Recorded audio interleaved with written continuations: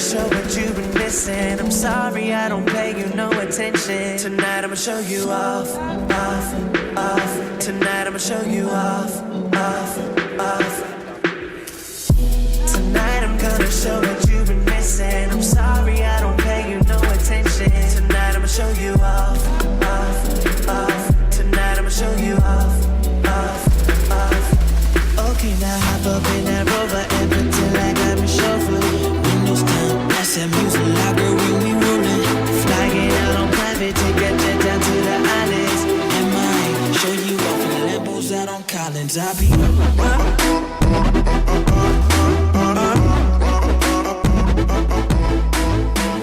What's up, YouTube? It's your boy RobotPanda15 here, bringing you another YouTube video, and I'm gonna keep this intro really short because we got a lot of talk about today. Introducing a new series I'm gonna try to do every month or every other month, called Monthly Gaming News.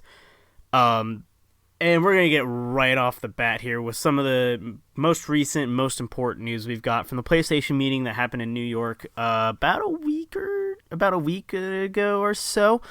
They announced the PS4 Pro and the PS4 Slim, and the PS4 Pro is going to have 4K HDR, and it's going to have a full VR system installed in it, so you'll have no need for the extra wiring that will come with the package when you get a PlayStation VR.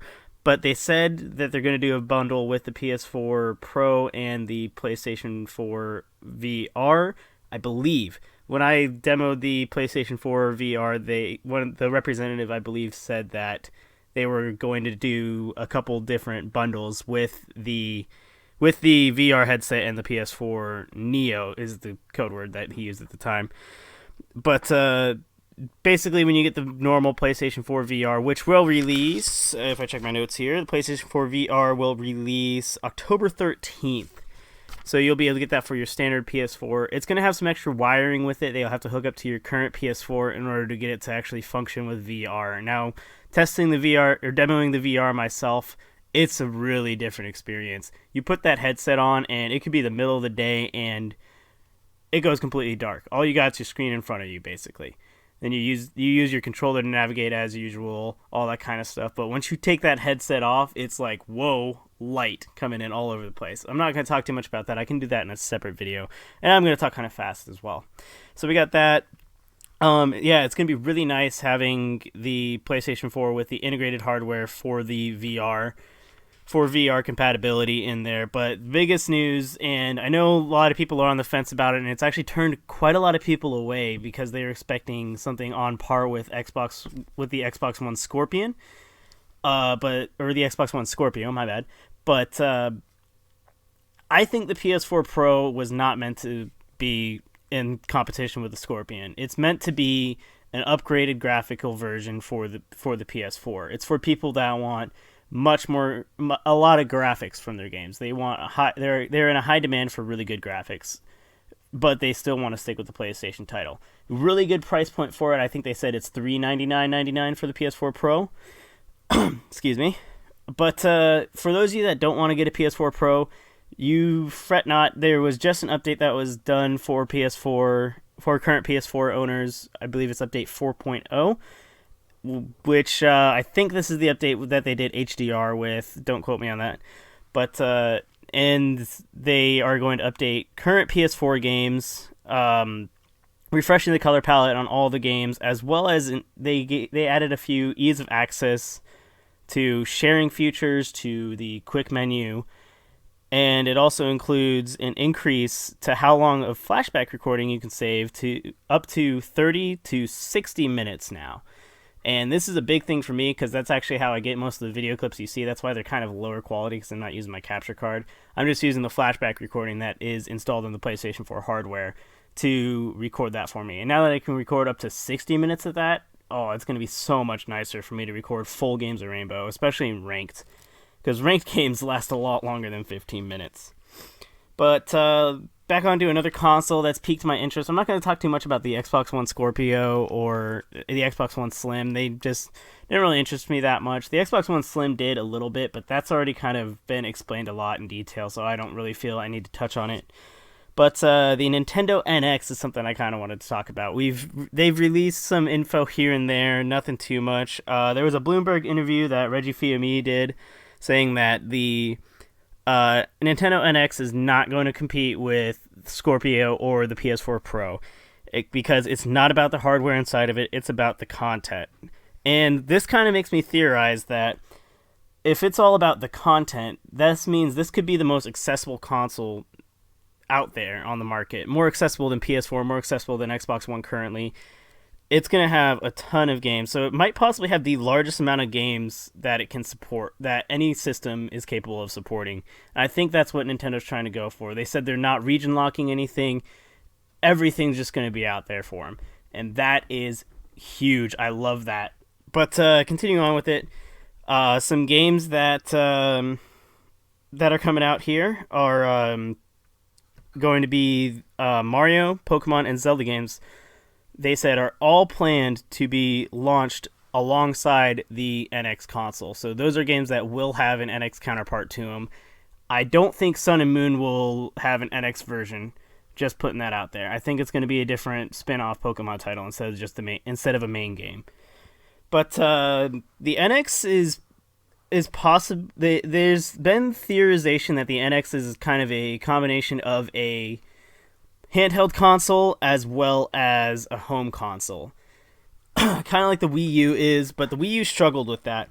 However, there was a lot of stuff that they've been doing at the end of the Wii U's cycle right now to kind of promote the whole portable gaming kind of thing, where you can use the Wii U gamepad instead of the actual console itself. So that's something they've been pushing a lot. Hopefully it actually gets around there. We're going to kind of go into some lightning rounds here, because I decided to throw in all the upcoming games coming out from October all the way through the first week of December. And these are just some highlight reels. Obviously, the biggest one for me is Battlefield 1. It's got an October 18 launch for the early enlister, also known as pre-order people, and I am definitely getting that. There's beta gameplay in here you guys will see. I cannot wait for Battlefield 1 to release, and I ordered the deluxe edition. I'm not ordering the ultimate edition that has premium bundled into it, because I've had a bad experience from Hardline of doing that, where my premium didn't work at all, and it was very frustrating. So I won't be doing that. COD Infinite Warfare and Modern Warfare Remaster. The Modern Warfare Remaster campaign is actually going to be available October 5th. That's just the campaign, not the multiplayer. But Call of Duty Infinite Warfare will release November 4th. So those are kind of the two main swingers for this. But another one that's probably going to be up there with it, or another two actually, is going to be Gears of War 4. Continuing Legacy, of course. That's going to be October 11th, and Titanfall 2, which is the much-needed improvement to Titanfall. And after playing both tech tests for it, I can definitely agree that this game is going to be a huge contender against Battlefield and COD. So that Titanfall 2 launches October 28th, available on Xbox One, PS4, and PC. All these titles are available on Xbox One, PS4, and PC, except for Gears. That's just Xbox One. So those are the four main contenders. And back to Infinite Warfare. I'm not going to be getting Infinite Warfare until I see gameplay. My original plan was to wait and see if they would release Modern Warfare Remaster later on down the line as a separate installment instead of just the... because they did say it's a download only. So I'm really hoping later on down the line we see just the Modern Warfare Remaster by itself that we can get. Because I do plan on getting that. Who knows? I might end up getting Infinite Warfare for like $8 just for the campaign. I don't plan on playing the multiplayer. Another couple games that have interested me, though, we got Mafia 3, which is kind of like an old-school gangster-style GTA with a few tricks up its sleeve. That's coming out October 7th. I do have that on my radar. I'm not sure if I'm going to get it right at launch day. I might see some more gameplay of it. I saw IGN do quite a thorough a thorough representation of it during E3, and it looked really, really good. PlayStation VR, I already touched on that. Elder Scrolls Skyrim Special Edition, which I believe they said is going to be a 4K upgraded version of Skyrim for PC, Xbox One, and PS4. And I believe they said PC and Xbox One. I think Xbox One is also getting mod support. PS4 is not getting mod support, though. So Xbox One and PC, definitely PC, of course, will get mod support for Skyrim Special Edition, and that comes out October 28th. PS4 Pro releases November 10th, and you guys can get back to the video, see when I talked about that. I'm only going to talk lightly on subjects here, guys. This is the first episode I'll do of this. I'll do another one in November or so, but hopefully I kind of flesh out how this all works. So we got that going for us. Dishonored 2, which looks really, really good. We saw a lot of gameplay of that at E3. I played the first Dishonored game. I absolutely loved it. I cannot wait for another one to come out. And that's actually coming out November 11th, right after PS4 Pro. So we might actually get a Pro version of that game. Watch Dogs 2, the Breath of Life that they're giving to the Watch Dogs series, comes out November 15th, and I cannot wait to mess around and hack into San Diego, because that's going to be San Francisco, my bad. San Francisco. Because that's going to be a lot of fun. It looks like they're definitely taking a really different approach to the game, and I cannot wait for it. Pokemon Sun and Moon releases November 18th on Nintendo 3DS. Like I said, I don't think they're going to do an NX version of that.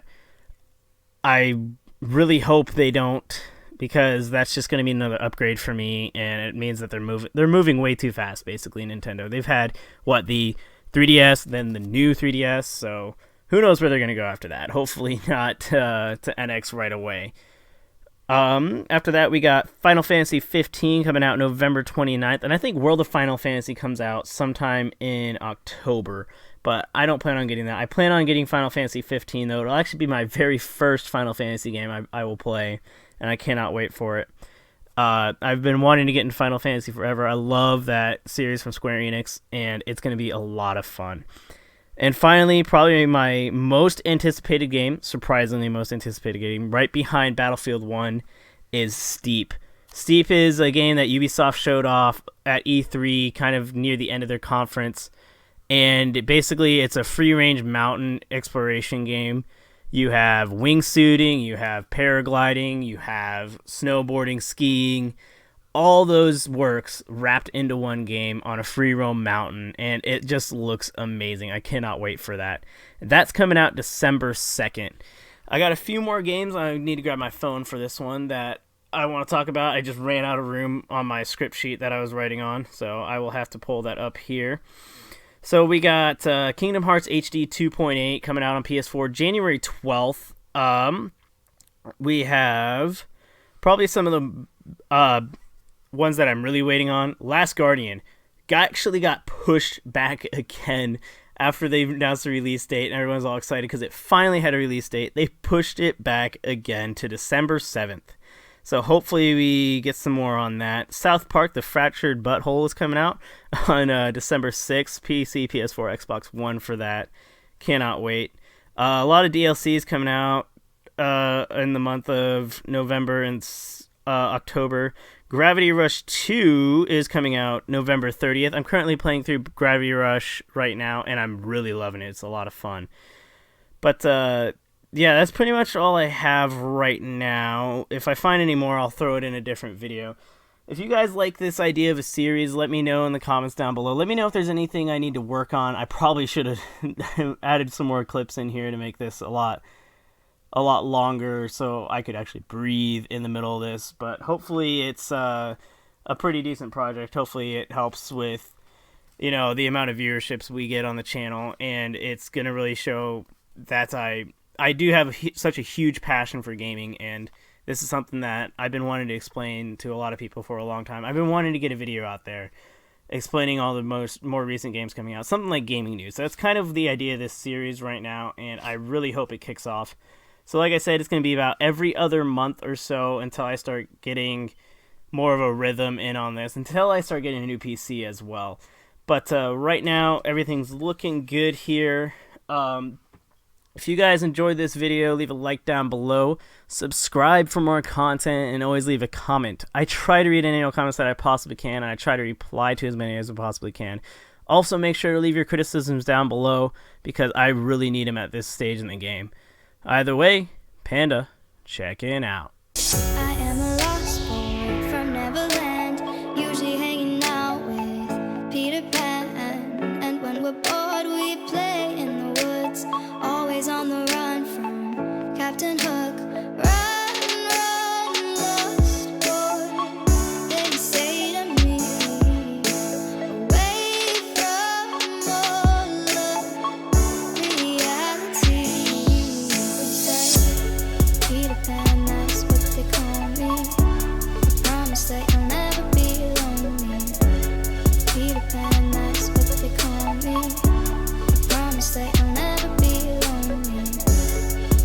and that's what they call me.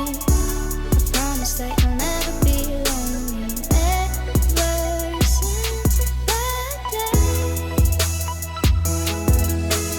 You ain't never gotta be alone. I found company inside a song. Take it off your chest, throw it in a poem. If they try to flex, show 'em where you going. Hating on your past, kill 'em with your moment. When you get the chance, drop it like you stole it. She said, I don't wanna grow up, I gotta go keep my passions alive. Please say you've heard of a place I can fly where nothing's impossible. That's where I gotta go. They said the only way up was to get in line. I'm telling you that somebody lied. As someone who's been to the other side, blurring the lines between earth and mind. She's a lost girl in a lost world, but I know what she's trying to find. Some call it music, I call it Neverland, where we can take flight.